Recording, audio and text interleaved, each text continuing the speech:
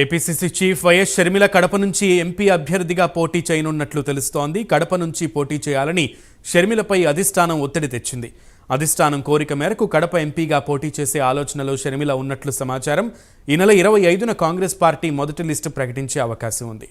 పూర్తి సమాచారం మా ప్రతినిధి సుధీర్ అందిస్తారు. సుధీర్.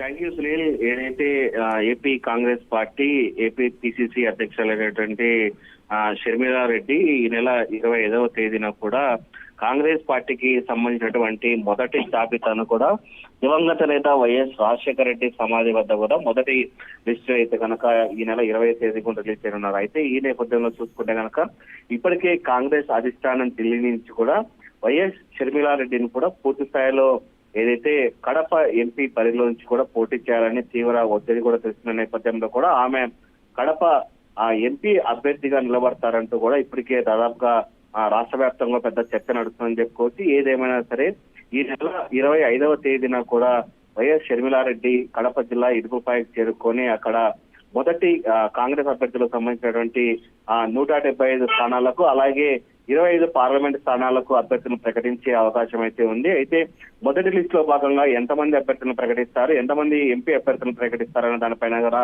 సర్వత్రా ఉత్కంఠ అని చెప్పుకోవచ్చు. అయితే పూర్తిగా చూసుకుంటే కడప ఎంపీ పరి నుంచి వైఎస్ షర్మిల ఖచ్చితంగా పోటీ చేస్తారన్న దానిపైన అయితే కనుక చర్చ నడుస్తుంది. అయితే కడప ఎంపీ నుంచి కూడా షర్మిలారెడ్డి పోటీ చేస్తే కనుక అటు అవినాష్ రెడ్డి పైన కూడా పూర్తి స్థాయిలో ప్రభావం చూపే అవకాశాలు కూడా భారీ స్థాయిలో ఉన్నాయి.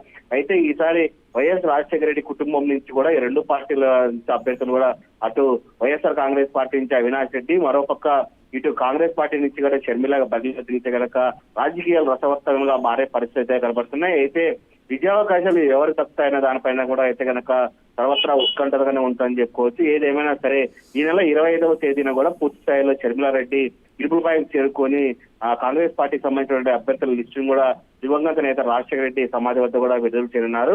ఈ నేపథ్యంలో ఆమె ఎంపీ నుంచి నిలబడితే కనుక కడప వైఎస్ఆర్ కాంగ్రెస్ పార్టీకి కొద్దిగా ఇబ్బందికరంగానే ఉండదని మనం చెప్పుకోవచ్చు. నేను రైట్ సుధీర్, థ్యాంక్ యూ.